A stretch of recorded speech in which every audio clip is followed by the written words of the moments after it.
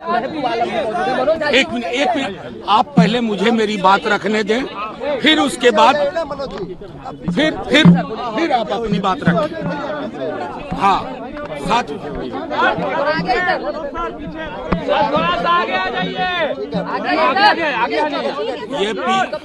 ये पीसी मैं कर रहा हूँ ना, मुझे बोलने तो दीजिए। हाँ, आप सब लोगों के माध्यम से कुछ महत्वपूर्ण पहलुओं पर मैं आपके बीच आया हूँ। ये विधायी पहलू है, ये संविधान के पहलू हैं। वो तमाम लोग जो एक लोकतंत्र को की हत्या करना चाहते हैं, आपके माध्यम से मैं बताऊं, ये कॉन्स्टिट्यूशन ऑफ इंडिया है। इसके आर्टिकल 179 में स्पीकर को हटाने की व्यवस्था का उल्लेख है, जिसमें ये कहते हैं कि उन्हें हटाया जा सकता है, रेजोल्यूशन जो किया चुका है, majority of the all members of the assembly. ठीक है, अब इसका इंटरप्रिटेशन आपको बताऊं, ये सुप्रीम कोर्ट का जजमेंट है। ठीक है, ये महाराष्ट्र का मामला है, ध्यान से देखिए। और ये नबम रेबिया अरुणाचल का पूरा मामला है। ये नबम रेबिया अरुणाचल का।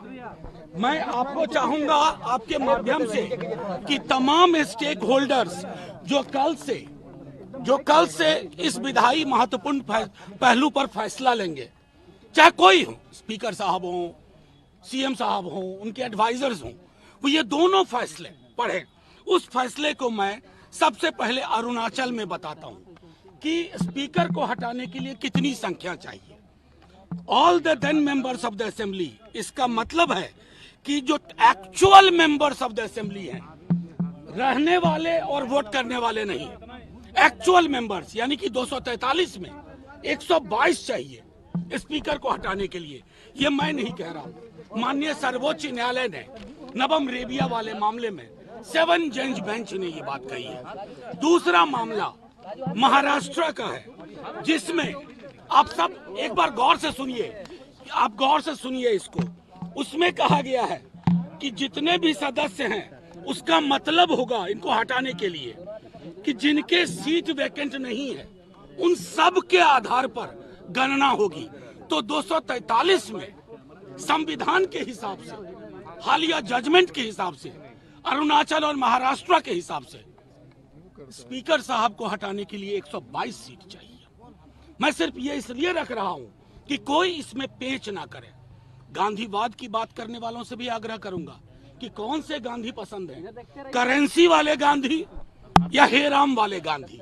करेंसी नोट पे छपे गांधी के प्रति अगर सम्मान है तो आप वही करेंगे जो करते आए हैं, लेकिन अगर गांधी है तो आपको ये तय करना होगा कि ये फैसला इसी हिसाब से होगा। और हम सब एकजुट हैं लोकतंत्र बचाने के लिए।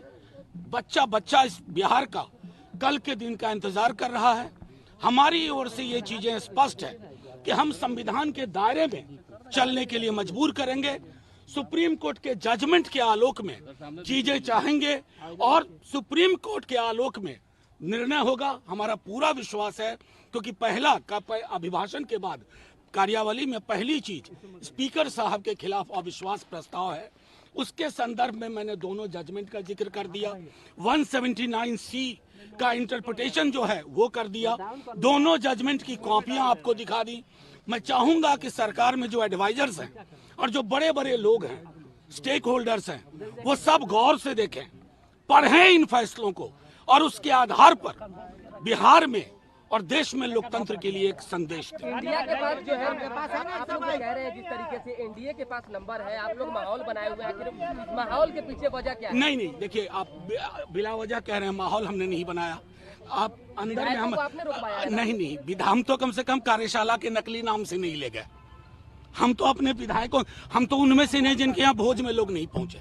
हमारे सारे विधायक, महागठबंधन दल के सारे नेता हैं, सब मेरे साथ खड़े हैं।